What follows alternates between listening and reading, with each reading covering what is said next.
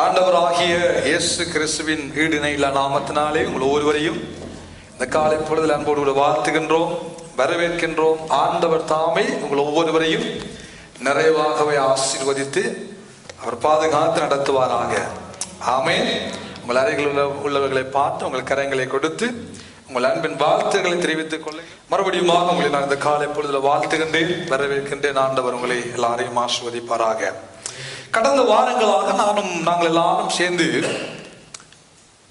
இயேசு கிறிஸ்துவனுடைய பிறப்போடு சம்பந்தப்பட்டதான நபர்களுடைய வாழ்க்கையில் இருந்து சில காரியங்களை நாம் கற்றுக்கொள்ள கர்த்தருடைய ஆவியானவர் நமக்கு ஒரு அனுக்கிரகம் பாராட்டினார்.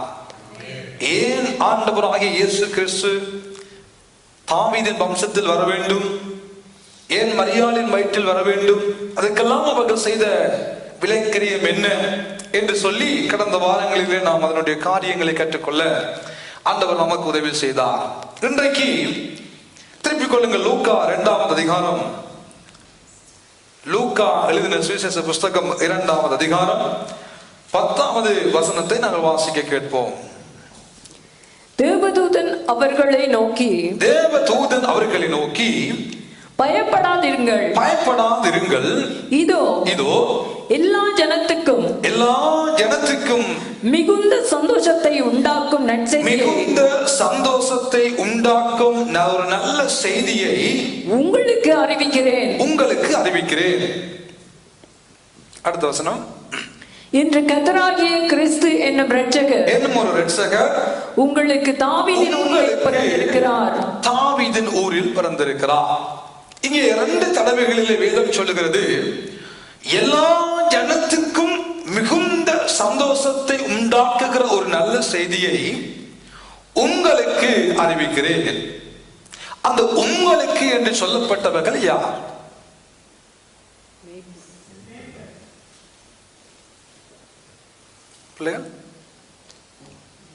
மேய்ப்பர்கள். சரியாக சொல்லுகிறீர்கள். அப்படியானால் எல்லா ஜனத்துக்கும் மிகுந்த சந்தோஷத்தை உண்டாக்குகிற ஒரு நல்ல செய்தி, அந்த நல்ல செய்தியை ஏன் மேய்ப்பர்களுக்கு அறிவிக்க வேண்டும்? ஏன் மேய்ப்பர்களுக்கு சொல்லப்பட வேண்டும்? இயேசு ஒரு நல்ல மேய்ப்பர்.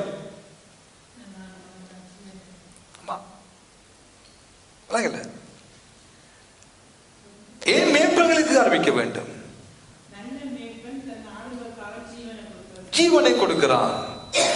இப்ப இயேசு பிறந்த பொழுது, என்னுடைய கேள்வி, இயேசு பிறந்த பொழுது ஒரு நல்ல மேய்ப்பன் தன்னுடைய ஆடுகளுக்காக ஜீவனை கொடுக்கிறது நல்ல செய்தி. அந்த செய்தியை ஏன் முதலாவதாக மேய்ப்பர்களுக்கு சொல்ல வேண்டும்? உங்களுக்கு சொல்ல வேண்டும், உங்களுக்கு மேய்ப்பர்களுக்கு சொல்ல வேண்டும். வருடம் எத்தனையோ ரட்சிக்கப்பட்ட காலங்களிலிருந்து இன்று வரைக்கும் நாங்கள் பிரசங்கங்களை கேட்கிறோம். நமக்கு தெரிந்த ஒரு காரியம் மேய்ப்பர்களுக்கு சொல்லப்பட்டது. ஏன் என்ற ஒரு கேள்வி உங்களுக்கு வந்ததா? ஏன் மேய்ப்பர்களுக்கு சொல்லப்பட வேண்டும்? கேட்டோம்.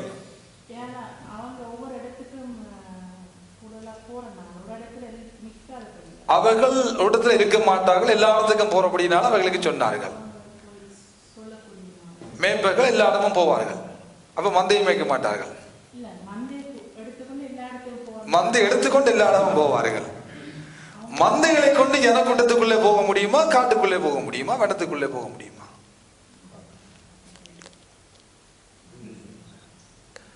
அப்போ காட்டுக்குள்ள போய் புல்தரை உள்ள இடங்களுக்கு போய் என்ன எங்கே யாருக்கு சொல்லுவது?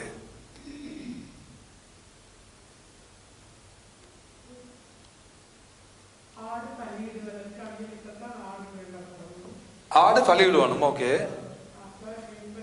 சொன்னா அடிச்சு பலியிட்டுருவாங்க.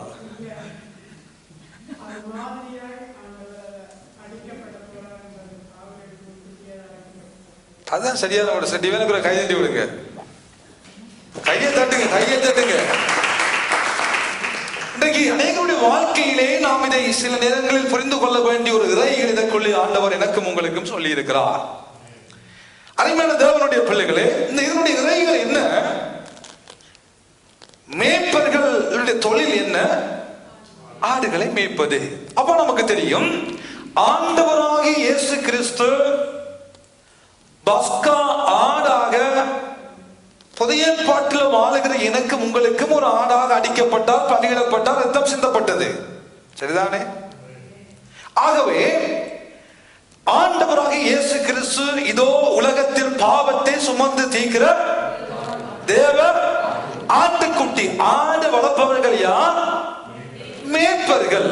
ஆகவே அந்த கால பகுதியிலே ஏன் மேய்ப்பர்களுக்கு சொல்லப்பட்டு சரியான அறைகள் என்றால், மேய்ப்பர்களுக்கு ஆண்டு பிறந்த உடனே மேய்ப்பர்களுக்கு அந்த செய்தியை சொல்லுகிற பொழுது மேய்ப்பர்கள் ஆட்டுக்கு செய்ய வேண்டிய காரியங்கள் உடனடியாக செய்வார்கள். இதை போய் வைத்தியர்களுக்கோ, இதை போய் நல்ல பணம் படைத்தவர்களுக்கோ அல்லது சாஸ்திரிகளுக்கோ சொல்லாமல் இயேசுவினுடைய முதல் செய்தி இடையர்களால் மேய்ப்பர்களுக்கு முதலாவது சொல்லப்பட்டதின் காரணம், இயேசு கிறிஸ்து ஒரு ஆடாக இந்த உலகத்தில் அவதரித்தார். அடிக்கப்பட போகிற ஆடாக, ரத்தம் சிந்தப்பட போகிற ஆடாக, உலகத்தின் பாவத்தை சுமந்து தீர்க்க போகிற ஆடாக ஆண்டவராகிய இயேசு கிறிஸ்து உலகத்தில் பிறந்தபடினால் அந்த ஆட்டினுடைய பாதுகாவலர்களாக வேதம் சொல்லுகிறது. 2ஆம் அதிகாரம் லூக்கா 8வது வசனத்தை பார்க்கிற பொழுது, அப்பொழுது அந்த நாட்டிலே மேய்ப்பர்கள் வயல்வெளியில் தங்கி ராத்திரியிலே தங்கள் மந்தையை காத்து கொண்டிருந்தார்கள். எப்பொழுது? ராத்திரியில ஒரு செய்தி அறிவிக்கப்படுகிறது. மேய்ப்பர்கள் என்ன செய்து கொண்டிருக்கிறார்கள்? தங்கள் மந்தைகளை காத்து கொண்டிருந்தார்கள். அப்படியானால் மேய்ப்பர்கள் ஒரு நல்ல காவலாளிகளோ இல்லையோ? மேய்ப்பர்களுக்கு ஆற்றினுடைய குணாதிசயங்கள், ஆற்றினுடைய தன்மை தெரியுமோ இல்லையோ? ஆகவே ஒரு ஆடு பிறந்தபடியினால் ஆட்டினுடைய செய்தியை முதலாவது இந்த உலகத்துல மேய்ப்பர்களுக்கு ஆண்டவர் அவர்களுக்கு சொன்னார். உங்களுக்கு ஒரு ஆடு பிறந்திருக்கிறது, உங்களுக்கு தாவீதின் ஊரில உங்களுக்கு ஒரு எப்படி ஆடு பிறந்திருக்கிறது பாருங்கள், வசனத்தை பாருங்கள். தேவதூதன் அவர்களும் பயப்படாதீங்க, எல்லா ஜனத்துக்கும் மிகுந்த சந்தோஷம் உண்டாக நல்ல செய்தி அறிவிக்கிறேன். இன்று கர்த்தராகிய கிறிஸ்து இரட்சகர், உங்களுக்கு ஒரு கிறிஸ்து, உங்களுக்கு ஒரு கர்த்தர், உங்களுக்கு ஒரு இரட்சகர். அப்படியானால் ஒரு முதலாக இந்த உலகத்துல முதலாக எங்கள் ஆண்டவராகிய இயேசுவினுடைய பிறப்பு வேறு யாருக்கும் அறிவிக்கப்படவில்லை, மேய்ப்பர்களுக்கு தான் அறிவிக்கப்பட்டது. மிகுந்த சந்தோஷத்தை உண்டாக்குகிற நல்ல செய்தி, உலகத்துக்கு மிகுந்த சந்தோஷத்தை உண்டாக்குகிற நல்ல செய்திக்கு அந்த செய்தியை பெற்றுக்கொண்டவர்கள் மேய்ப்பர்கள், பிரியமானவர்களே. ஆகவே அந்த மேய்ப்பர்களுடைய வாழ்க்கையில இந்த செய்தியை பெற்றுக்கொண்ட அந்த நாளிலிருந்து அவர்கள் செய்ததான சில காரியங்களின் அடிப்படையில அவர்களுக்குள்ளே இருந்ததான சில குணாதிசயங்களை இன்றைக்கு இந்த காலை பொழுதுல நானும் நீங்களும் கற்றுக்கொள்ள கர்த்தருடைய ஆவியானவர் நமக்கு உதவி செய்வாராக. வேதம் சொல்லுகிறது, சிறுமைப்பட்டவனுக்கு கர்த்தர் அடைக்கலமானவர், நெருக்கப்படுகிற காலங்களில் அவரே தஞ்சமானவராய் நம்முடைய வாழ்க்கையில இருக்கிறார். ஆகவே மேய்ப்பர்களுடைய வாழ்க்கையை நாம் பார்க்கிற பொழுது ஒரு நல்ல அந்தஸ்து, ஒரு நல்ல செல்வாக்கு, ஒரு நல்ல புகழ், ஒரு நல்ல மதிப்பு அற்றவர்களாக நடுத்தர வருமான வர்க்கத்திலே வாழ்ந்து கொண்டிருந்தவர்களாய் அந்த மேய்ப்பர்கள் அன்றைக்கு இருந்தார்கள். அவர்களுடைய தொழில் என்னவென்றால் மந்தையை மேய்க்கிற ஒரு தொழில். சில நேரங்களில் மேய்ப்பர்களுக்கு மந்தைகள் இருக்கும், சில நேரங்களில் அந்த தொழிலாக செய்கிற மேய்ப்பர்களும் உண்டு. இது எப்படியோ மேய்ப்பர்களை நாம் பார்க்கிற பொழுது ஒரு உயர்ந்த வருமானம் உடையவர்களாக, நல்ல பணக்காரர்களாக, நல்ல செல்வாக்குடையவர்களாக இல்லை. அவர்கள் எப்படிப்பட்டவர்களாக இருந்தார்கள்? நடுத்தர வருமானம் உடையவர்களாக இருந்தார்கள். அதே போலதான் பிரியமானவர்களே, ஆண்டவராகிய இயேசு கிறிஸ்து என்னும் இரட்சகருடைய நல்ல செய்தி நம்மையும் தேடி வந்திருக்கிறது. ஹல்லேலூயா. நம்மளாம் ஒரு பெரிய பரம்பரையான பெரிய பணக்கார குடும்பங்களிலோ பெரிய வசதி வாய்ந்த செல்வாக்கோடு நாம் வரவில்லை. நம்மையும் ஒரு கடவுள் நினைவு கூர்ந்தார், நம்மையும் ஒரு ஆண்டவர் நினைவு கூர்ந்தார்.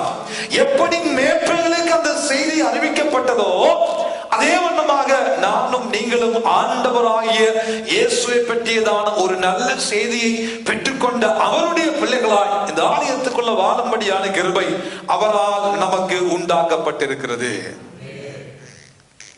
அப்படியானால் இந்த மேய்ப்பர்களுக்கு இந்த செய்தி கிடைத்த உடனே அவர்கள் செய்த முதலாவது காரியத்தினை 15ஆம் வசனம் நமக்கு சொல்லுகிறது.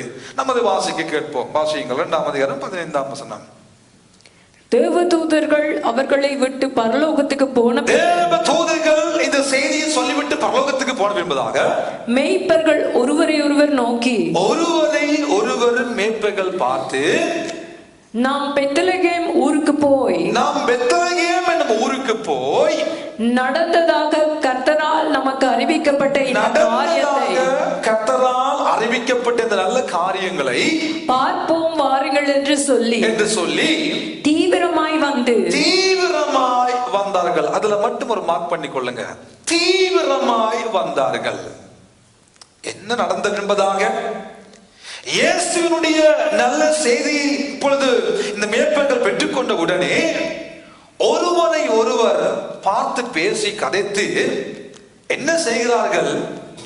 தீவிரமாய் இயேசுவை பார்க்க போனார்கள். அருமையான தேவனுடைய பிள்ளைகளே, இந்த காலை பொழுது இந்த மேய்ப்பர்களுடைய குணாதிசயங்களை பாருங்கள். ஒருவரை ஒருவர் பார்த்து, ஒருவரை ஒருவர் பேசி, ஒருவரை ஒருவர் கலந்துரையாடி தீவிரமாய் இந்த மேய்ப்பர்கள் கடந்து போனார்கள். தீவிரமாய் அந்த காரியத்தை பார்க்கும்படியாக கடந்து ஒருவர் பேசி எல்லாரும் தீவிரப்பட்டு போனார்கள். இவர்களுக்கு உள்ள முதலாவது இந்த குணாதிசயம், மேய்ப்பு பணியில மந்தைகளை மேய்த்துக் கொண்டு இரவில மந்தைகளுக்கு காவலாளிகளாக மந்தைகளை காத்து கொண்டிருந்தவர்கள், ஒரு பெரிய வேலையில் இருந்தவர்கள், பிஸியான செடுவில் இருந்தவர்கள், முழுவதும் நித்திரை இல்லாமல் மந்தையை பாதுகாத்துக் கொண்டிருந்தவர்களுக்கு ஒரு செய்தி வந்த உடனே அதை விட்டுவிட்டு எல்லாரும் ஒருமனப்பட்டு அந்த காரியத்தை பார்க்கும்படியாக புறப்பட்டு போன முதலாவது குணாதிசயம் ஒரு நல்ல சான்றாக இந்த காலை பொழுது நமக்கு எடுத்து காண்பிக்கப்படுகிறது. ஒருவரை ஒருவர் நோக்கி, ஒருவரோடு ஒருவர் தேவ சத்தம் வந்த பொழுது, தேவ செய்தி மேய்ப்பர்களுக்கு அறிவிக்கப்பட்ட பொழுது, தேவ தூதனால் ஆண்டவர் மேய்ப்பர்களுக்கு இந்த காரியத்தை சொன்ன பொழுது அவர்களுக்குள்ள வந்த முதலாவது காரியம் ஒரு மனம். ஒருவரோடு ஒருவர் பேசுகிற பொழுது ஒரு மனம். இந்த காலை பொழுது ஆண்டவர் இந்த மேய்ப்பர்களுடைய வாழ்க்கைக்குள்ளே இருந்ததான குணாதிசயங்களில் ஒன்றான இந்த முதலாவது குணாதிசயம் இந்த காலை பொழுது நமக்குள்ள உருவாக்கப்பட வேண்டும் என்று ஆண்டவர் விரும்புகிறார். பெந்தெக்கோஸ்தே நாளில 3000 பேர் ரட்சிக்கப்பட்டார்கள்.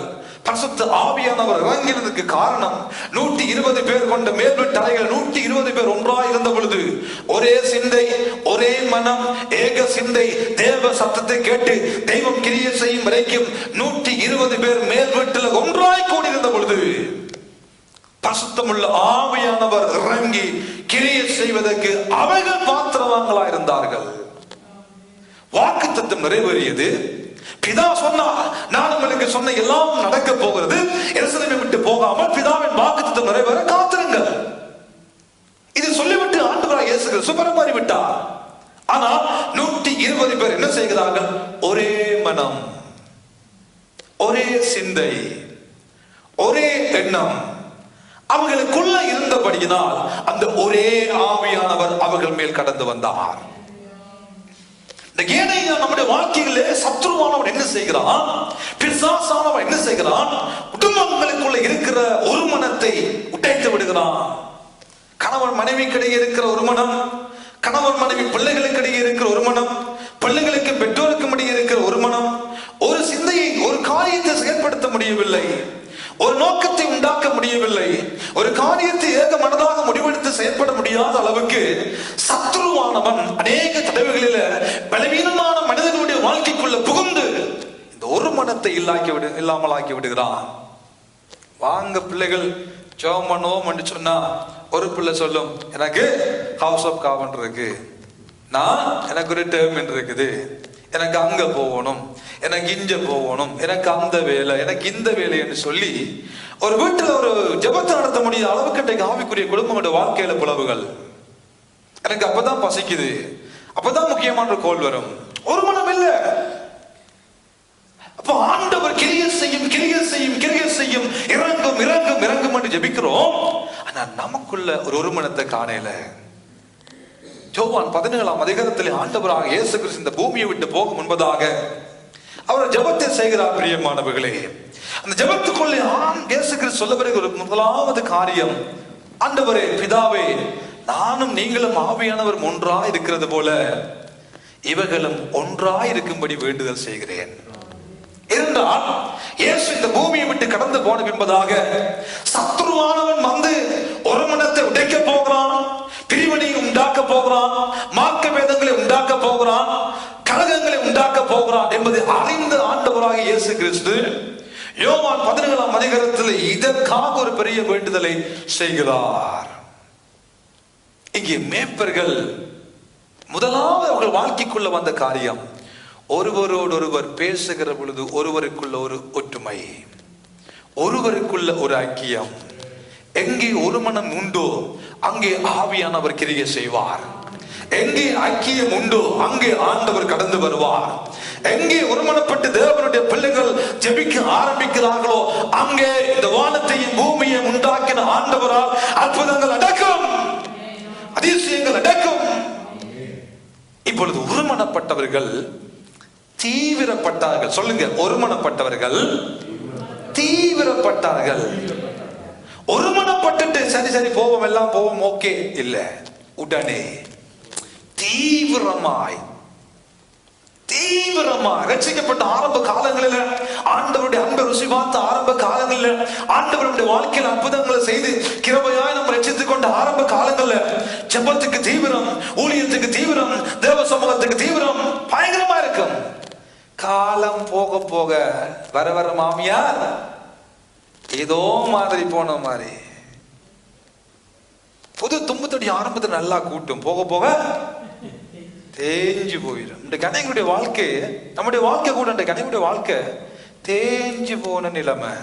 ஆனா ஆரம்பத்துல வா 10 மணிக்கு சேச்சண்டா 8 மணிக்கு 9 மணிக்கு ஐயா அனுப்பாரு. போக போக போக போக சத்தியான காத்து அடிக்குது, சத்தியான மழை அடிக்குது. இந்த மலைக்குல இப்ப வழிகட்டு நான் தனியா போய் கதிரை போடுறதா, மேச போடுறதா, சாமான்களை தூக்குறதா, அப்படியெல்லாம் யாரும் இங்க இல்ல. சில பேர் இருக்கணும். ஆரம்பத்துல பாத்தீங்கன்னா சுவிசேஷம் கிடைக்கிற நேரம் எல்லாம் சுவிசேஷம், துண்டு பிரதிகள், தேவனுக்காக தீவிரம். காலம் போக போக போக தீவிரப்படுகிறவர்களையும் நிப்பாட்டுகிற நிலைமைக்கு அநேகர் மாறிவிட்ட ஒரு உலகத்துல வாழ்ந்து கொண்டிருக்கிறோம்.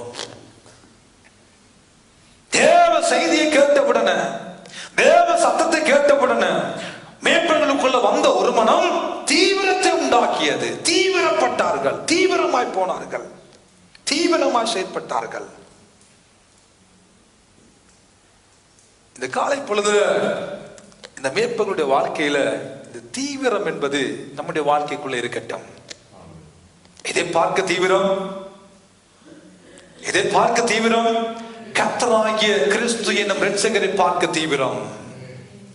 அநேக தலைமைகளில் சில அப்பாயின்மெண்ட்டுக்கு தீவிரமாய் போகிற நானும் நீங்களும் தேவ சமூகத்தை தீவிரமாய் நாடுவதை நிறுத்தி விடுகிறோம்.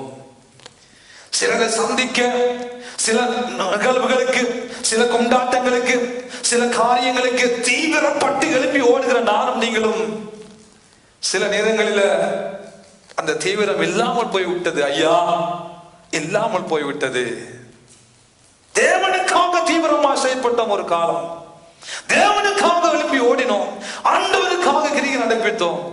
ஆனா இப்பொழுது தீவிரம் அப்படியே கொஞ்சமா கீழே போயிட்டு, தீவிரத்தை காணல. தீவிரத்தை காணல. அனைவருடைய வாழ்க்கையில செப்பத்துக்கு தீவிரத்தை காணல, கூட்டங்களுக்கு தீவிரத்தை காணல, தேவ சமூகத்துக்கு தீவிரத்தை காணல, ஒரு வீட்டுல ஒரு வீட்டு கூட்டத்துக்கு தீவிரத்தை காணல.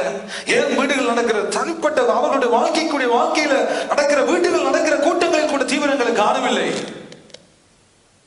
ஆனா ஒரு வேலைக்கு தீவிரமா போகிறோம், ஒரு காரியத்துக்கு தீவிரமா போகிறோம், எங்கள் சுய காரியங்களை செய்ய தீவிரமாய் போகிறோம். ஆனால் ஆண்டவரை தேடுவதிலே நம்முடைய வாழ்க்கையில சில தீவிரங்கள் குறைந்து விட்டது. தேவ செய்தியை கேட்ட பொழுது மேற்பகலுக்குள்ள வந்த தீவிரம் என்ன செய்கிறார்கள்? தீவிரமாய் புறப்பட்டு, வசனம் சொல்லுகிறது 16ஆம் வசனத்தை வாசியுங்கள். தீவிரமாய் வந்து மரியாளையும் இயேசுவையும் முன்னணியிலே கிடத்தியிருக்கிற பிள்ளையையும் கண்டார்கள். ஹல்லேலூயா, ஹல்லேலூயா. செய்தியை கேட்டவர்கள் என்ன செய்தார்கள்? ஒருமனப்பட்டார்கள், ஒருமனப்பட்டார்கள், தீவிரப்பட்டார்கள், தீவிரப்பட்டவர்கள் கண்டார்கள். சொல்லுங்க, கண்டார்கள். சத்தமா சொல்லுங்க, கண்டார்கள். யாரை கண்டார்கள்? கர்த்தராகிய கிறிஸ்து என்னும் இரட்சகரை கண்டார்கள். வாழ்க்கையில் நாம் நீங்களும் பார்க்க வேண்டியவர் அவர்தான் பிரியமானவர்களே. ஒரு குறிப்பிட்ட காலம் ஒரு கணவன் மனைவியோடு வாழ்க்கை, ஒரு குறிப்பிட்ட காலம் பிள்ளைகளோடு வாழ்க்கை, ஒரு குறிப்பிட்ட காலம் உறவுகளோடு வாழ்க்கை, எல்லாம் கடந்து போகும். ஆனால் இவர்கள் ஒருமனப்பட்டு தீவிரப்பட்டு இயேசுவை கண்டார்கள். நானும் நீங்களும் அந்த ஆண்டவராக இயேசுவை காணும்படியாக அழைக்கப்பட்டு தேவனுடைய பிள்ளைகளாக தேவ சமூகத்துக்குள் இருக்கிறோம். நாங்கள் அதிர்ஷ்டமான தெய்வத்தை காண முடியும், காண முடியும். பிரியமானவர்களே, அதிகாலையில் என்னை தேடுகிறவன் கண்டடைவான். அப்படியானால் நானும் நீங்களும் ஆராதிக்கிற ஆண்டவரை காண முடியும். அவர்கள் காண முடியாதென்றால் அப்படி ஒரு வசனத்தோட வார்த்தை எழுதியிருக்க முடியாது. நாம் அந்த ஆண்டவரை பார்க்க முடியாமல் இருந்திருப்பாரானால் தேவன் தன்னுடைய ஆவியானவரால் நமக்கு அந்த வார்த்தை அருள் செய்திருக்க மாட்டார். சமீபமா இருக்கிறவர் நோக்கி கூப்பிடுங்கள். ஆண்டவர் அழகாக நமக்கு சொல்லுகிறார், தேவனை நோக்கி பாருங்கள், தேவனை நோக்கி பாருங்கள், கிறிஸ்துவை பாருங்கள், கர்த்தரை பாருங்கள், இரட்சகரை பாருங்கள். ஆண்டவர் அழகாக நமக்கு சொல்லுகிறார். பரிசுத்த ஆவியானவர் நம்மோடு இன்றைக்கு பேசுவாராக. பிரியமானவர்களே, வருடத்தின் கடைசி காலப்பகுதிக்குள்ள வந்து நிற்கிறோம். நம்முடைய வாழ்க்கைக்குள்ள ஒரு ஆசை வரட்டும், எப்படியாவது தேவனை பார்க்கட்டும். மோசே சொன்னது போல, ஆண்டவர் உம்முடைய மகிமையை நான் பார்க்கட்டும் அப்பா, உம்முடைய கிருபை என்னோடு இருக்கிறது, அற்புதங்கள் செய்கிற ஆண்டவரா என் வாழ்க்கையில வாரீங்க, வானத்திலிருந்து மன்னாவை தாரீங்க, கண்மலையை பிளந்த தண்ணீரை தாரீங்க, காரைகளை கொண்டு வந்து நான் எனக்கு குவித்து இறைச்சியை தாரீங்க, என்னுடைய விருப்பம் எல்லாவற்றையும் செய்கிறீங்க, செங்கடலை பிளக்கிறீங்க ஆண்டவரே. என் கண்களுக்கு முன்பதாக நான் பார்க்கிறேன், கிரியை செய்கிற ஆண்டவருடைய வல்லமையை நான் பார்க்கிறேன், கிருபை என்னோடு இருக்கிறது நான் நம்புறேன். ஆனா நான் உம்மை பார்க்கட்டும் ஆண்டவரே, உம்முடைய மகிமையை நான் பார்க்கட்டும் ஆண்டவரே. மேய்ப்பர்கள் ஒருமனப்பட்டு தீவிரப்பட்டு கர்த்தராகிய கிறிஸ்து என்னும் அந்த இரட்சகரை கண்டார்கள். நாம் ஆராதிக்கிற ஆண்டவர் விக்கிரகம் அல்ல. அந்த பெரிய வானத்தையும் பூமியை படைத்த கடவுளை நாம் கைகளினால் உண்டாக்க முடியுமானால் அது கடவுள் அல்ல. நாம் அதுக்கு வயிற்றை பூட்டி அதுக்கு வெளிச்சத்தை உண்டாக்கி நாமே கலர்களை மாற்றி மாற்றி பெயிண்ட் எடுத்துக் கொண்டு நாமே கீறிக்கொண்டு நாங்களே செய்து கொண்டு விழுந்து வணங்குவர் அல்ல நம்முடைய ஆண்டவர். ஜீவன் உள்ள தேவனை ஆராதித்துக் கொண்டிருக்கிறோம். கர்த்தராகிய கிறிஸ்து என் இரட்சகரை நம்முடைய வாழ்க்கையில காணும்படியாக அழைக்கப்பட்டிருக்கிறோம். ஆனால் பல தடவைகளிலே அந்த தெய்வத்தை பார்க்க முடியவில்லை, அந்த தேவ சத்தத்தை கேட்க முடியவில்லை, அவர் அதிர்ஷ்டமான அந்த தெய்வத்தை தரிசிக்க முடியவில்லை. காரணம் கடவுள் அல்ல, காரணம் தெய்வம் அல்ல. வேதம் சொல்லுகிறது 59ஆம் அதிகாரம் ஏசாயாவில் ஆண்டவர் நமக்கு சொல்லுகிறார், ரட்சிக்க கூடாதபடிக்கு ஆண்டவருடைய கரம் குறுகி போகவில்லை, கேட்க கூடாதபடிக்கு அவருடைய செவிகள் மந்தமாகவும் இல்லை. உங்கள் அக்கிரமங்களை உங்களுக்கு உங்கள் தேவனுக்கு நடுவாக பிரிவினை உண்டாக்குகிறது. உங்கள் அக்கிரமங்களே, நம்முடைய அக்கிரமம் பிரிவினை உண்டாக்குகிறது. நம்முடைய பாவங்கள் அவர் தம்முடைய முகத்தை நமக்கு மறைக்கிறது. நாம் கூப்பிட்டும் கேட்க முடியவில்லை, நாம் ஜெபித்து பார்க்க முடியவில்லை. காரணம் கடவுள் அல்ல, காரணம் அவரை காண முடியாதபடிக்கு இருக்கிற காரணம் கடவுள் அல்ல. அக்கிரமம், பாவங்கள், நம்முடைய குறைகள், நம்முடைய குற்றங்களை தவிர வேற எந்த ஒரு காரியமும் இல்லை. கிறிஸ்து எனும் இரட்சகரை இவர்களுக்கு கிறிஸ்து வந்து வெளிப்பட்டாரா, இல்லாமட்டா இவர்கள் போய் கிறிஸ்துவை பார்த்தார்களா? இவர்கள் போய் கண்டார்கள். இவர்கள் மேய்ப்பர்கள் போய் கண்டார்கள். தேவ சமூகத்துக்கு வருகிறோம், சில நேரங்கள் ஜெபிக்க நாம் தேவ சமூகத்தில் நிற்கிறோம், ஆராதிக்கிறோம், ஆனா காண முடியவில்லை. காரணம், நம்முடைய வாழ்க்கையில ஏதோ ஒரு பலவீனம், நம்முடைய வாழ்க்கையில ஏதோ ஒரு குறைவு, நம்முடைய வாழ்க்கையில ஏதோ ஒரு பிரச்சனை தானே ஒழிய ஆண்டவர் பிரச்சனை இல்லை. ஆண்டவர் பிரச்சனை இல்லை. ஏசாயா 1:3 சொல்லுகிறது, மாட்டுக்கு அறிவு இருக்குதான். ஆண்டவர் அழகாக நம்மோடு கர்த்தருடைய வார்த்தையில் அவர் நமக்கு சொல்லுகிறார், மாடுகள் நிஜமான அறிவுதான். வாசியுங்கள் ஏசாயா 1:3.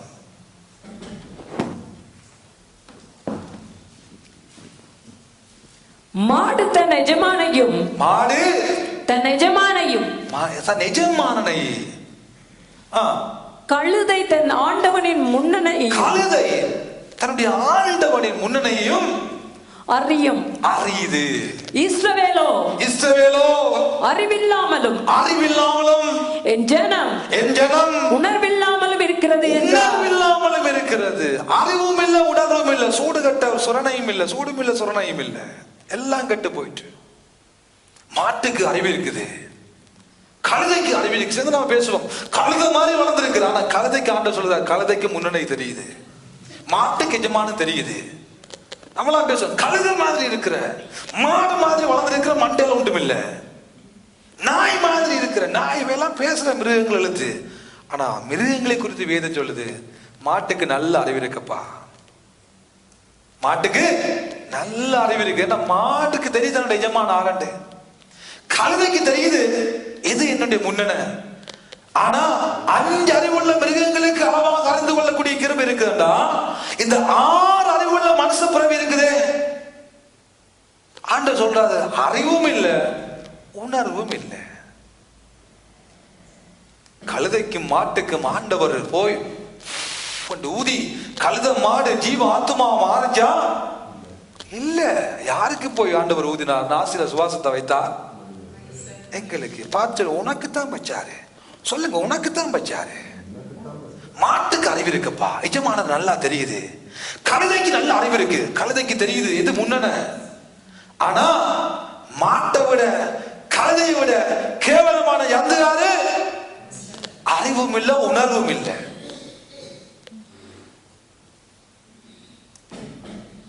ஆண்டவர் நம்முடைய வாழ்க்கையில சொல்ல வருகிற காரியம் என்ன? கர்த்தரை காணட்டும், கிறிஸ்துவை நம்முடைய கண்கள் பார்க்கட்டும். கர்த்தராகிய கிறிஸ்து என்னும் இரட்சகரை ஏன் நாங்கள் பார்க்க கூடாது? வாழ போற கொஞ்ச காலம் 70 வருடம் மிகுதியினால் 80 வருடம் தப்பி பிழைத்த இந்த நாட்டில் 100 வருடம் வாழ்ந்து விட்டு போகிறோம். ஏனப்பா அந்த கடவுளை தரிசித்து விட்டு நம்முடைய கண்களை மூடக்கூடாது? எவ்வளவோ காரியங்களை பார்க்க வேண்டும் என்று ஆசைப்படுகிற நானும் நீங்களும், எவ்வளவோ இந்த உலக அதிசயங்களை பார்த்து பிரமிக்க வேண்டும் என்று அங்கும் இங்கும் ஓடி சேர்ந்து எல்லாற்றையும் முன்பதாக கேட்க வெட்டுகிற நானும் நீங்களும், ஏனப்பா அந்த கடவுளை ஒருக்கா பார்த்திடக்கூடாது? மனிதனால் உண்டாக்கப்பட்ட அதிசயமான காரியங்களை பார்க்க வேண்டும் என்று துடிக்கிற நானும் நீங்களும், ஏன் அதை உண்டாக்கும்படியாக ஞானத்தை கொடுத்த கடவுளை பார்க்க முடியாது? அவர்கள் கண்டார்கள். மேய்ப்பர்கள் தீவிரமா செயற்பட்டு போனபடி நான் கண்டார்கள். ஆண்டவர் மல்கியா புஸ்தகத்துல 1ஆம் அதிகாரத்திலே 6வது 7வது 8வது வசனங்களிலே ஆண்டவர் ஒரு காரியத்தையும் நமக்கு சொல்லுகிறார். மல்கியா 1ஆம் அதிகாரம் 6ஆம் வசனத்தை வாசிங்க. குமாரன் தன் பிதாவையும், குமாரன் தன்னுடைய பிதாவையும், ஊழியக்காரன் தன் எஜமானையும், ஊழியக்காரன் தன்னுடைய எஜமானையும் கனம் பண்ணுகிறார்களே, கனம் பண்ணுகிறார்களே. இந்த உலகத்தில் இருக்கிறவர்களை பார்த்து ஆண்டவர் சொல்லுகிறார், பிள்ளை தகப்பனையும் வேலைக்காரன் எஜமானையும் கனம் பண்ணுகிறான். நான் பிதாவானால் நான் பிதாவானால் என் கனம் அங்கே, என்னுடைய கனம் அங்கே. நான் எஜமானனானால் நான் எஜமானனானால் எனக்கு பயப்படும் பயம் எனக்கு அங்கே பயப்படும் பயம் அங்கே என்று சேனைகளின் கர்த்தர் சேனைகளின் கர்த்தர் சொல்லுகிறார். உமது நாமத்தை அசட்டை பண்ணுகிற ஆசாரிகளை பார்த்து ஆண்டவர் சொல்லுகிறார். அவருடைய நாமத்தை அசட்டை பண்ணுகிற ஆசாரிகளை பார்த்து ஆண்டவர் சொல்லுகிற காரியம் என்ன? நான் பிதாவானால் என் கனம் அங்கே, நான் தெய்வமானால் எனக்கு பயப்படுகிற பயம் அங்கே. உலகத்தில் வாழ்கிறவன் அப்பாவுக்கு பார்த்து புள்ள பயப்படுது. உலகத்தில் இருக்கிற வேலைக்காரன் நிஜமான வருகிற பொழுது பயப்படுகிறான். சாதாரணமா நானும் நீங்களும் வேலைத்தளத்துக்கு போற பொழுது ஒரு மாதம் சம்பளம் தரும்படியாக நியமிக்கப்பட்ட ஒரு மனிதனை பார்த்து அந்த உடனே பயந்து அடித்து ஓடி தெரிந்து காரியங்களை செய்கிறோம். அந்த செப்பையும் அந்த செப்பனையும் உருவாக்கின ஆண்டவருக்கு ஏன் பயமில்லை? சாதாரணமாக அழிந்து போகக்கூடிய ஒரு பெறுமதியான அந்த பேப்பரை உழைக்கும்படியாக, அந்த பணத்துக்கு பின்னால அந்த பணத்தை பெற்றுக் கொள்ளும்படியாக, அந்த வேலையை தக்க வைத்துக் கொள்ளும்படியாக எத்தனையோ தடவைகள் எங்களை இழந்து அந்த மனிதனுக்கு கனத்தை கொடுக்கிறோம், பயத்தை கொடுக்கிறோம், முக்கியத்துவம் கொடுக்கிறோம், நேசிக்கிறோம் அந்த வேலைகளை. நேசிக்கப்பட வேண்டியவர் அதை பார்க்கலாம் பெரியவர். ஆண்டவர் கேட்கிறார், ஆண்டவர் தன்னுடைய பிள்ளைகளை பார்த்து கேட்கிறார், ஐயா அப்பா பார்த்து பயப்படுற, எஜமான பார்த்து பயப்படுற, நான் பிதாவானா எனக்கு பயப்படுகிற பயம் எங்க? நான் தெய்வமானால் என்னுடைய கனம் எங்க, பயம் எங்க? எங்க? தன்னுடைய ஜனங்களோடு ஆண்டவர் பேசுகிறார், தன்னுடைய பிள்ளைகளோடு ஆண்டவர் பேசுகிறார். தொடர்ந்து வாசிங்க சில வசனங்களை. சேனைகளின் கர்த்தர் சேனைகளின் கர்த்தர் தமது நாமத்தை அசட்டை பண்ணுகிற ஆசாரியர்களாகிய உங்களை கேட்கிறார். அதற்கு நீங்கள் உமது நாமத்தை எதனாலே அசட்டை பண்ணினோம் என்கிறீர்கள். என் பலிபீடத்தின் மேல் அசுத்தமான அப்பத்தை படைக்கிறதுனாலேயே. ஆனாலும் உம்மை எதினாலே அசுத்தப்படுத்தினோம் என்கிறீர்கள். கர்த்தருடைய பந்தி எண்ணமற்று போயிற்று என்று நீங்கள் சொல்லுகிறதுனாலேயே நீங்கள் கண் ஊனமானதை பலியிட கொண்டு வாரீங்க. அது பொல்லாப்பல்ல. நீங்கள் கால் ஊனமானதை கொண்டு வந்தாலும், நசல் பிடித்ததையும் கொண்டு வந்தாலும் அது பொல்லாப்பல்ல என்கிறீர்கள். அதை நீ உன் அதிபதிக்கு செலுத்து. அதிபதிக்கு கொண்டே செலுத்து. அவன் உன்மேல் பிரியமாயிருப்பானோ, நேசிக்கிறானோ, உன் முகத்தை பார்ப்பானோ என்று சேனைகளின் கர்த்தர் கேட்கிறார். போதும், கர்த்தர் கேட்கிறார். என்ன? தேவனுக்கு மட்டும் ஆராதிக்க வாரம், துதிக்க வாரம், பாட வாரம், நன்றி சொல்ல வாரம் தேவ சமூகத்துக்கு. அதனுடைய வாழ்க்கையில அசுத்தமானதும் பலவீனமானதும் நம்மால் கொடுக்கக்கூடிய கொஞ்சத்தை தேவனுக்கு கொடுக்கிறோம். நல்லதை கொடுக்கல ஆண்டவருக்கு. ஆண்டவர் சொல்றது ஜனங்களை பார்த்து நல்லதை கொடுக்கல. எனக்கு வந்து ஆராதிக்கிறீங்க கையை கட்டிக்கொண்டு, எனக்கு வந்து ஆராதிக்கிறீங்க பாக்கெட்டுக்கு கையை போட்டுக்கொண்டு, எனக்கு வந்து ஆராதிக்கிறீங்க அப்படியே கையை பார்த்துக்கொண்டு, கஷ்டமா கிடக்குது. ஆண்டவர் சொல்றார், ஒரு ஜனாதிபதி இடத்துல வந்து நிற்கிற பொழுது, ஒரு அதிபதி இந்த இடத்துல வந்து நிற்கிற பொழுது, ஒரு அதிபதிக்கு சந்தைக்கு நீங்கள் போகிற பொழுது எப்படி போவீர்கள்? எப்படி அவனுக்கு முன்பாக நடப்பீர்கள்? எப்படி அவனுக்கு முன்பாக இருப்பீர்கள்? ஆண்டவர் அழகா சொல்றார், நசல் கொண்டதையும் கால் ஊனமானதையும் கை ஊனமானதையும் எனக்கு கொண்டு வர, இதை கொண்டு போய் உன் நிஜமான கொடுத்து பாரு. இந்த கிஃப்டை கொண்டு போய் உன்னை விட உயர்ந்தவனுக்கு கொண்டு கொடுத்து பாரு. உன்னை அவன் நேசிக்கிறானோ இல்லாட்டி உதயிறானோ தள்ளுறானோ அப்ப பார்ப்பான். ஆண்டவர் உதாரணங்கள் மூலம் சொல்லுகிறார். இப்ப சாதாரண உலகத்தில் வாழுகிற நானும் நீங்களும் கிறிஸ்துமஸுக்காக சில பொருட்களை வாங்கி கொண்டிருக்கிறோம். நாம் விரும்பின ஒரு நபருக்கு சாதாரணமான ஒரு கிஃப்ட் கொண்டே கொடுத்து திருப்திப்படுத்த முடியுமோ? நல்ல பொறுமதியானதை நீங்க வாங்கி கொண்டே கொடுத்தாலும் உடனே பார்ப்பாங்க, இது என்ன மாக்கு, ஓமா இல்லையா? பார்க்கிறது எது? மாக்கு. மாக்கு சரியில்லையாண்டா அந்த கிஃப்ட் சரியில்லை. அப்ப நாம என்ன செய்யறோம்? அந்த நபருக்கு பிடிச்ச மாக்கு எது, அவர் திரும்புகிற மாக்கு எது, அவர் போடுற மணிக்கூடு, அவர் கட்டுற மணிக்கூடின மாக்கது, போடுற சூவுண்ட மாக்கது, மாக்கு மாக்கா பார்த்து மாற்றம் பொருட்களை வாங்கி கொண்டு போய் திருப்திப்படுத்த தெரிஞ்ச நமக்கு ஆண்டவர் என்ன மாக்க விரும்புறாரு நமக்கு தெரியுமோ தெரியாதோ? தெரியும். எல்லாருக்கும் நல்ல அறிவு இருக்கிறது. எப்படி ஆராதிக்கணும், எப்படி துதிக்கணும், எப்படி பாடணும், என்ன செய்யணும் சமூகத்துக்கு, எல்லாருக்கும் அறிவு, நல்ல அறிவு ஆண்டவர் தந்திருக்கிறார். ஆமென், ஆமென். ஆண்டவர் என்ன சொல்லுகிறார்?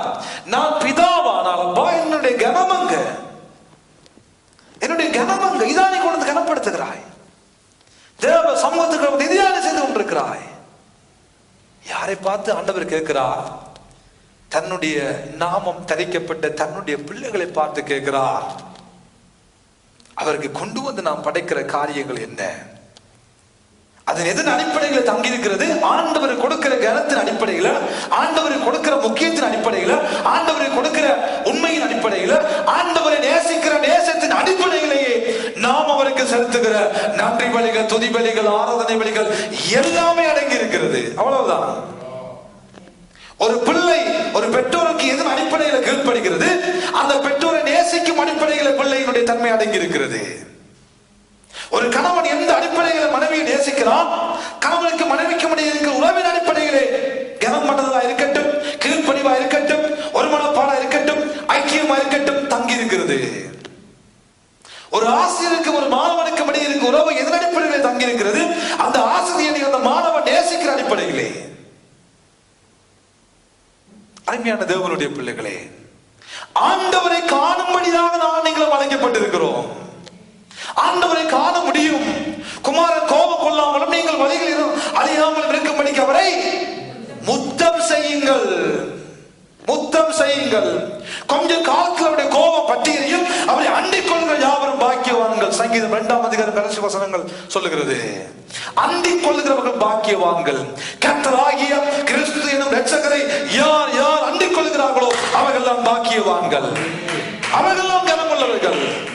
தீவிரப்பட்டு தீவிரப்பட்டு துரிதமாய் ஓடி, ஒரு மனதோடு ஓடி அந்த கர்த்தரை கண்டார்கள், அந்த தெய்வத்தை கண்டார்கள், இயேசுவை கண்டார்கள், இரட்சகரை கண்டார்கள், அந்த தெய்வத்தை பார்த்தார்கள், இரட்சகரை கண்டார்கள், கர்த்தரை கண்டார்கள், கிறிஸ்துவை கண்டார்கள். தேவ ஜனமே, ஏதோ பேரளவில் கிறிஸ்தவர்களாய், ஏதோ பேரளவில் விசுவாசிகளாய், ஏதோ பேரளவில் வேதம் தெரியாத வேதக்காரர்களாய் வாழ்ந்துவிட்டு போகும்படி அழைக்கப்படவில்லை. வாழ்க்கையில ஒரே ஒரு தடவையாவது ஆண்டவரே நான் உம்மை பார்க்கணும் அப்பா, ஒரே ஒரு தடவையாவது அந்த உணர்வு நமக்கு வரட்டும். பிரியமானவர்களே, அந்த உணர்வு நமக்கு வரட்டும். அவர் பேசுகிற தெய்வம் பேசாத கல்லோ மரமோ விக்கிரகமோ அல்ல, பேசுகிற தெய்வம். அவரை கண்டுகொள்ள முடியும், அவரை காண முடியும், அவர் தரிசிக்க முடியும், அவரோடு பேச முடியும். அந்த ஒரு சலாக்கியத்தை பெற்றுக் கொள்கிற கிருபை 2025ஆம் ஆண்டுல நம் அனைவருக்கும் உண்டாகும்படியாக நான் வேண்டுகிறேன். தெய்வத்தை காணுவோம், தேவனை பார்ப்போம், தேவனோடு பேசுவோம், தெய்வன் நம்மோடு பேசட்டும். அதுதான் நம்ம கிடைக்கலாம். அவர்தான் இரட்சகர், அவர்தான் நமக்கு பாதுகாப்பு, அவர்தான் நமக்கு மீட்பு. அவரை விட்டு விடாதபடி அதற்காக நாம் பிரயத்தனம் பண்ணுவோம். பிரியமானவர்களே, இப்பொழுது தீவிரமாய் ஓடி போனவர்கள், இயேசுவை கண்டவர்கள் என்ன செய்கிறார்கள்? வாசியுங்கள். கண்டு அந்த பிள்ளையை குறித்து தங்களுக்கு சொல்லப்பட்ட சங்கதியை, அந்த பிள்ளையை குறித்து தங்களுக்கு சொல்லப்பட்ட சங்கதியை பிரசித்தம் பண்ணினார்கள். சொல்லுங்க, பிரசித்தம் பண்ணினார்கள். சொல்லுங்கள், பிரசித்தம் பண்ணினார்கள். பிரசித்தம் பண்ணினார்கள். பிரசித்தம் பண்ணினார்கள். பிரசித்தம் பண்ணினார்கள். என்ன பிரசித்தம் பண்ணினார்கள்? எதை சொன்னார்கள்? இயேசு கிறிஸ்துவை குறித்து தங்களுக்கு சொல்லப்பட்டதை பிரசித்தம் பண்ணினார்கள். பிரசித்தம் பண்ணினார்கள். அருமையான தேவனுடைய பிள்ளைகளே, பாருங்கள், இந்த மேய்ப்பர்களுடைய வாழ்க்கையில் நல்ல குணாதிசயங்கள், இயேசுவை குறித்ததான காரியங்களை இயேசுவை பார்த்த பொழுது அவர்கள் பிரசித்தம் பண்ண ஆரம்பித்து விட்டார்கள். வேதம் சொல்லுகிறது, அவர்கள் பிரசித்தம் பண்ணின பொழுது அதை கேட்டவர்கள் ஆச்சரியப்பட்டார்கள். என்ன நடக்கிறது? அதை கேட்டவர்கள் ஆச்சரியப்பட்டார்கள். பிரசித்தம் பண்ணினார்கள், அதை கேட்டவர்கள் ஆச்சரியப்பட்டார்கள். அருமையான தேவனுடைய பிள்ளைகளே, இது எல்லாம் என் மேலும் உங்கள் மேலும் விழுந்த தலையாய கடமை. நீங்கள் புறப்பட்டு போய் என்ன செய்யுங்கள்? சுவிசேஷத்தை சொல்லி சுவிசேஷத்தை சொல்லுங்க. புறப்பட்டு போய் சொல்லுங்க. எதை சொல்லுங்க? நல்ல செய்தியாகிய சுவிசேஷத்தை சொல்லுங்க. சில நேரங்களில் சுவிசேஷம் எப்படி போகுது? நான் இயேசுவிட்ட வந்தேன், நல்ல கார் இருக்கு, நல்ல வீடு இருக்கு, நல்ல வாகனம் இருக்கு, அது இல்லாமா அது உன்னை குறிச்சு நீ பேசிக்கொண்டிருக்கிற, அது வேண்டாம். இயேசுவிட்ட வராதவனும் கார் வச்சிருக்கிறான், இயேசுவிட்ட வராதவனும் வீடுகள் இருக்கு, இயேசுவிட்ட வராதவனும் எத்தனையோ கோடிக்கணக்கான பணங்களை இந்த உலகத்தில் வைத்திருக்கிறார்கள். அழிந்து போகிற உலக பொருளை தரும்படியாக இரட்சகர் வரவில்லை. அழியாத வரமுள்ள அந்த நித்திய ஜீவனை பெற்றுக்கொள்ளும்படிதான் இயேசு நம்மை தேடி வந்தார். அதை சுவீகரித்துக் கொள்ள, அதை கொடுக்கவே இயேசு உலகத்துக்கு வந்தார். நல்ல செய்தி என்ன? இயேசுவை பற்றி சொல்லுவது நல்ல செய்தி. இயேசு என்னும் இரட்சகர் இந்த பூமிக்கு வந்தார், எனக்காக உங்களுக்காக அடிக்கப்பட்டார், இரத்தம் சிந்தினார், மரித்தார், மறுபடியும் எழுந்தார். அதுதான் சுவிசேஷம். நாங்க வாங்கின காசு, நாங்க வாங்கின காரு, நாங்க வாங்கின வீடு, நாங்க வாங்கின சொத்துக்கள், இதையெல்லாம் சொல்லிக் கொண்டு தெரிய அல்ல அம்மா ஐயா நாங்கள் அழைக்கப்பட்டோம். அதையெல்லாம் இயேசுடைய அப்போஸ்தலர்கள் சொல்லிக் கொண்டு தெரியவே இல்லை. அது எல்லாவற்றையும் பார்த்து சொன்னார்கள், எனக்கு லாபமாயிருந்த எல்லாவற்றையும் நஷ்டம் என்று எண்ணுகிறேன், குப்பை என்று எண்ணுகிறேன். அதை குறித்து சொல்லல. ஆனா நம்முடைய விளையாட்டுகள் என்ன? நான் இப்படி இருந்தேன், நான் அப்படி வந்தேன், எனக்கு அது இல்லாம இருந்து எனக்கு இது வந்தது. அது இல்லை. இன்று மரித்தாலும் அடுத்த நிமிடம் எங்கே போகிறோம்? ஒன்றுமில்லாமல் இந்த உலகத்துக்கு வந்தோம், அதே போல ஒன்றுமில்லாம தான் கடந்து போகிறோம். எங்க போகிறோம் என்பதுதான் நானும் நீங்களும் பெற்றுக் கொள்கிற ஆசீர்வாதமாக இருக்கிறது. உலகத்துல வாழ்கிற வாழ்க்கை அல்ல, எங்க போகிறோம் அடுத்த நிமிடம், மறுமைக்கு எங்க போகிறோம், அதுதான் தீர்மானிக்கிறது. ஆசீர்வாதமான வாழ்க்கையா, சாபக்கேடான வாழ்க்கையா, அதுதான் ஆசீர்வாதம். வேதம் சொல்லுகிறது, தீவிரமாய் புறப்பட்டு வந்தவர்கள் இயேசுவை கண்ட பொழுது சொன்னார்கள், பிரசித்தம் பண்ணினார்கள், பிரசித்தம் பண்ணினார்கள், பிரசித்தம் பண்ணினார்கள். சில நேரங்களில் ஆண்டுக்குள்ள சந்தோஷப்படுகிறேன். வாலிப பிள்ளைகள் இந்த லிமான் பிளான்ஸ்ல இருந்து ஆண்டோடைய நாமத்தை சொல்றீங்க, அறிவிக்கிறீங்க. தூரத்துல இருந்து இசான் செவந்தி எல்லாம் வந்து சுவிசேஷம் அறிவிக்கிறார்கள், சந்தோஷம். வாலிப பிள்ளைகள் நிக்கிறீங்க, சந்தோஷம். இதுதான் நமக்கு ஆண்டவர் நமக்கு தந்த ஆசீர்வாதம். அந்த நல்ல செய்தியாகிய இந்த நல்ல செய்தியை சொல்ல வேண்டாம் நீங்கள் அழைக்கப்பட்டிருக்கிறோம். இதுதான் நமக்கு மேல விழுந்த கடமை, வேற ஒன்றுமே இல்லை. அவர் எலிசாசடிவேன் சொல்லுவாங்க, அந்த காலத்துல அப்படி ஓடின பாஸ்டர், ஆனா இப்ப ஓட முடியல. ஓடுங்க 2025ல ஓடுங்க, ஆண்டவருக்காக, தேவனுக்காக ஓடுவோம், தேவனை சொல்லுவோம். இயேசுவிடம் போய் இயேசுவை பற்றி குறிச்சதை சொல்லிக் கொண்டிருந்தார்கள். அது தேவையா? மரியாளுக்கு தெரியாத இயேசுவை பற்றி, யோசேப்புக்கு தெரியாத இயேசுவை பற்றி சொல்லப்பட்ட காரியங்கள். ஆனால் என்ன செய்தார்கள்? தங்களுக்கு சொல்லப்பட்டதை, இயேசுவை குறித்து தங்களுக்கு சொல்லப்பட்டதை அவர்கள் சொல்லிக் கொண்டே தெரிந்தார்கள். மேற்பர்கள் சொல்லிக் கொண்டே தெரிந்தார்கள், பிரசுத்தம் பண்ணினார்கள். கேட்கிறவர்கள், வேதம் அதே வார்த்தை நமக்கு சொல்லுகிறது, கேட்டவர்கள். வாசிங்க அடுத்த வசனத்தை. மேய்ப்பனாலே தங்களுக்கு சொல்லப்பட்டதை கேட்ட யாவரும் அவைகளை குறித்து ஆச்சரியப்பட்டார்கள். அந்த காரியங்களை குறித்து ஆச்சரியப்பட்டார்கள். தேவ ஜனமே, தேவனை குறித்து பேசுவோம், அதற்கென்று அழைக்கப்பட்டிருக்கிறோம்.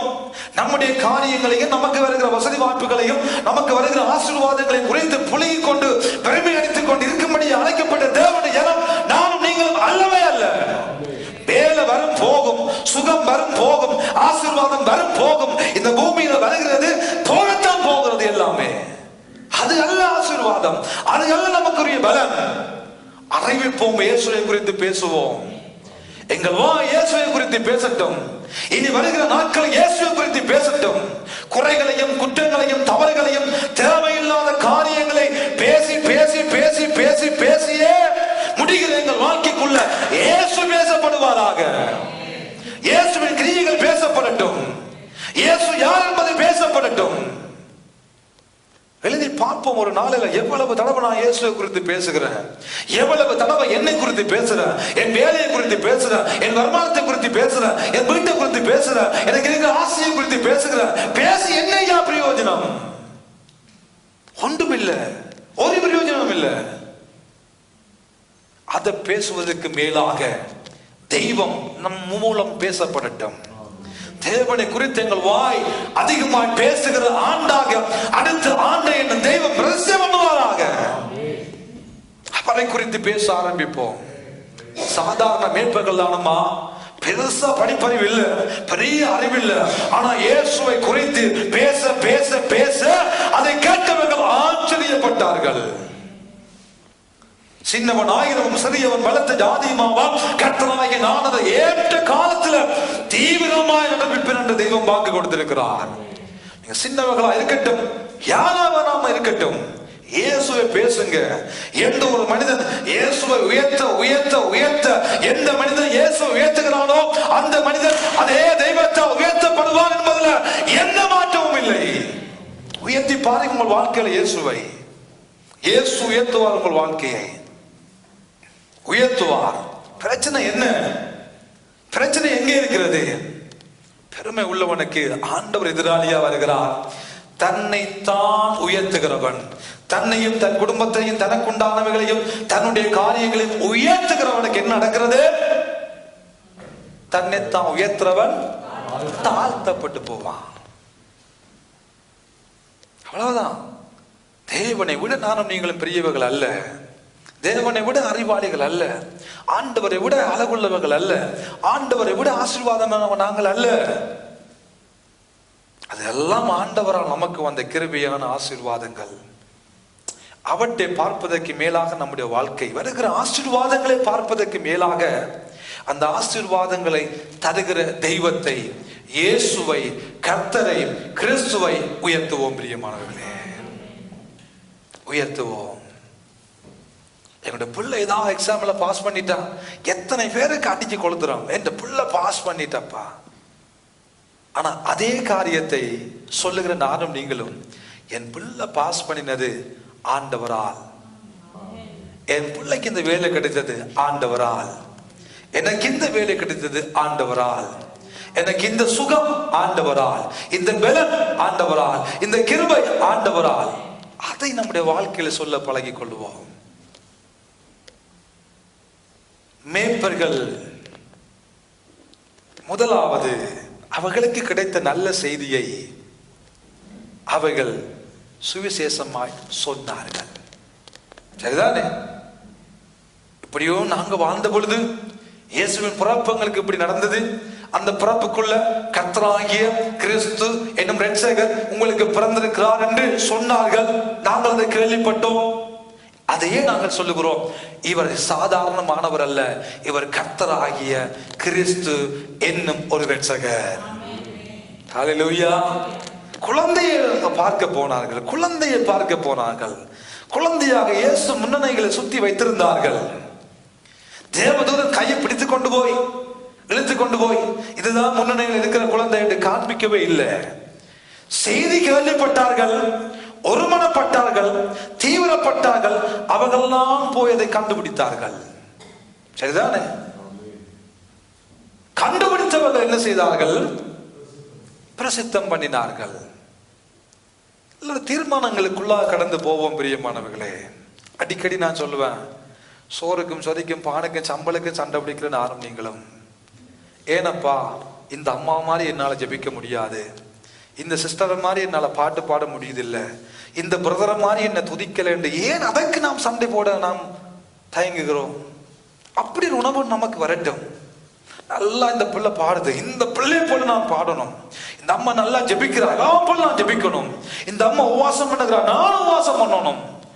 அப்படிப்பட்ட ஆவிக்குரிய காரியங்களுக்காக போட்டி இடுகிற உணர்வு எங்களுக்கு உண்டாகட்டும். அப்பம் வீடு வாங்குறான், ஒரு வீடு, நான் 2 வீடு, அதெல்லாம் தேவையில்லை. அவன் ஒரு காரை வாங்கிட்ட நான் அதை விட பெரிய கார், அதெல்லாம் தேவையில்லை, வேணாம். 2025 இயேசு நம்முடைய வாயிலிருந்து அதிகமாக உச்சரிக்கப்படட்டும். இயேசுவின் கிரியைகள் உச்சரிக்கப்படட்டும். இயேசுவின் நாமம் நம்முடைய வாயின் மூலம் உயர்த்தப்படட்டும்.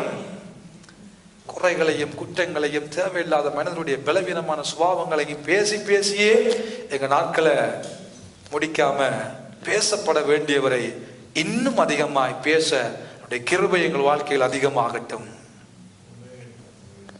பேசினவர்கள் ஜனங்கள் ஆச்சரியப்பட்டார்கள், பேசினவர்கள் பிரசித்தம் பண்ணினார்கள், சுவிசேஷம் சொன்னார்கள். அதோடு இருந்திருக்கலாமா இல்லையா? சிலர்கள் என்ன செய்தார்கள்? தொடர்ந்து வாசிங்க. மேய்ப்பர்களும் தமக்கு சொல்லப்பட்டதின் படியே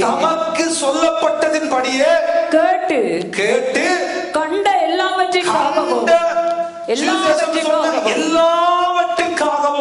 தேவனை மகிமைப்படுத்தி, கரங்களை தட்டி தேவனுடைய நாமத்தை சொல்லுவோமா? எல்லாரும் தேவனை மகிமைப்படுத்தி துதித்துக் கொண்டே திரும்பி போகிறார்கள். ஹல்லேலூயா. கண்ட கேட்ட எல்லாவற்றுக்காகவும்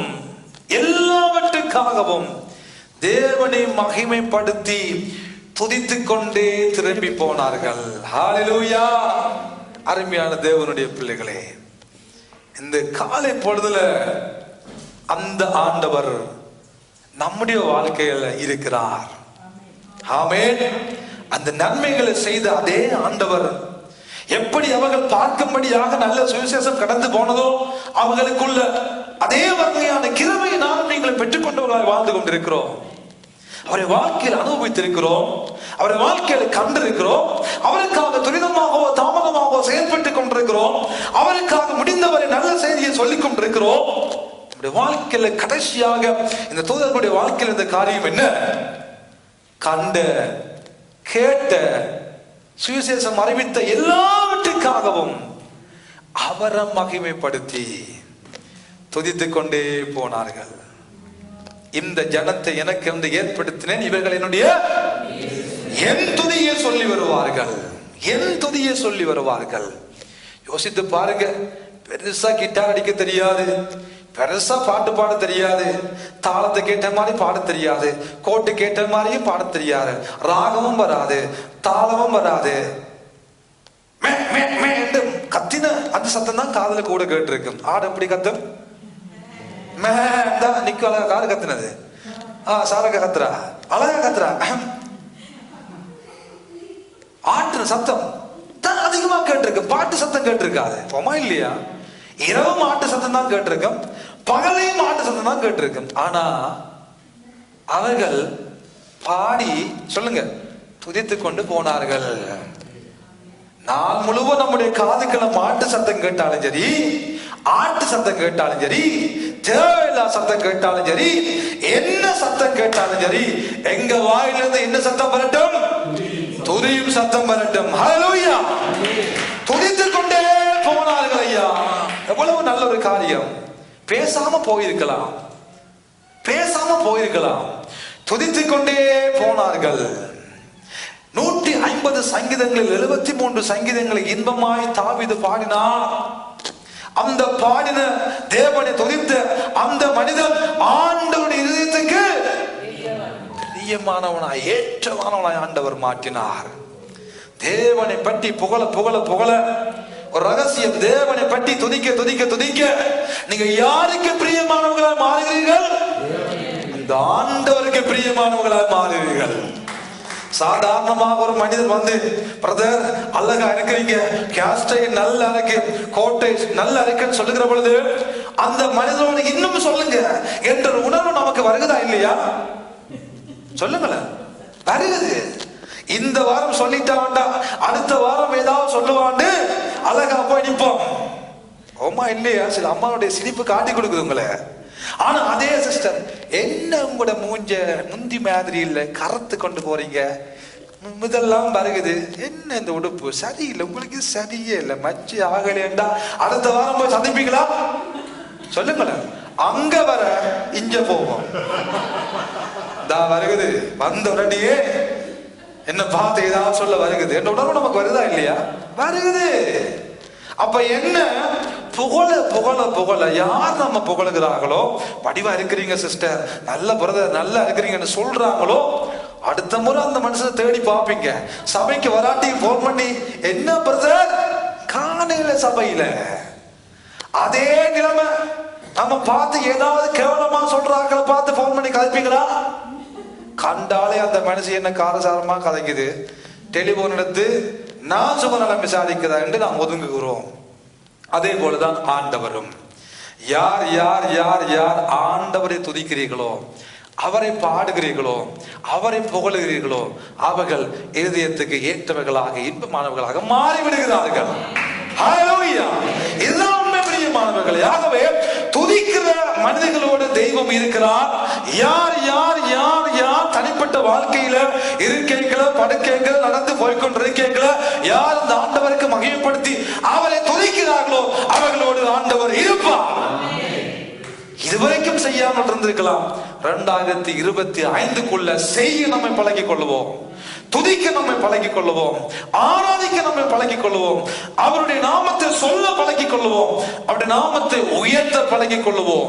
சுவிசேஷம் அவருடைய நாமத்தை சொல்லுகிறது, துதி அவரை உயர்த்துகிறது, அவரை கனப்படுத்துகிறது, அவருடைய நாமத்தை பிரசாப்படுத்துகிற எந்த இடத்திலும் நான் வருவேன், நான் வந்து உங்களை ஆசீர்வதிப்பேன் என்று சொல்லி இருக்கிறார்.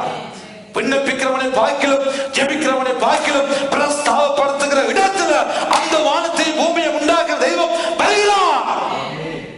அந்த அனுபவம் நமக்குள்ள வரட்டும். மேற்பர்கள் அதை செய்தார்கள் பிரியமானவர்களே.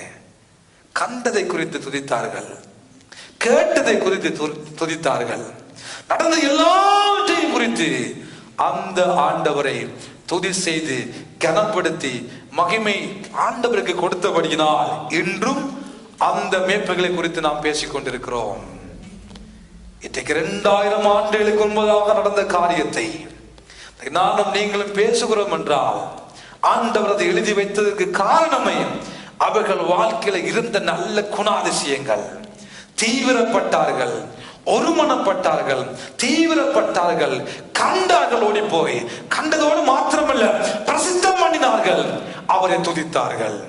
இந்த சுபாவம் நம் அனைவருடைய வாழ்க்கையிலும், உங்கள் தனிப்பட்ட வாழ்க்கையிலும், குடும்ப வாழ்க்கையிலும், சபை வாழ்க்கையிலும் தேவனை துதிக்கிறவர்களாக, தேவனை ஆராதிக்கிறவர்களாக, தேவ நாமத்தின் மகிமையாக்காக வாழ்கிறவர்களாக, தேவனுடைய நல்ல செய்தியை அறிவிக்கிறவர்களாக நாம் வாழுகிற பொழுது நிச்சயமாகவே ஆண்டவரால் கனப்படுத்தப்படுவோம், ஆண்டவரால் உயர்த்தப்படுவோம், ஆண்டவரால் மேன்மைப்படுத்தப்படுவோம். அது அவரால் நமக்கு நிச்சயம் நடக்கும் என்பதில் எந்த விதமான சந்தேகமும் இல்லை. ஆமென். ஜெபிக்கிற மனிதன் தேவனிடமிருந்து நல்ல செய்தியை கொண்டு வருகிறான், ஆனா துதிக்கிற மனிதன் தேவனையே கொண்டு வருகிறான் என்று ஒரு பக்தன் அழகாக பாடி இருக்கிறார். ஆகவே அருமையானவர்களே, ஜெபிக்கிறவர்களாய் வாழ்வது நல்லது.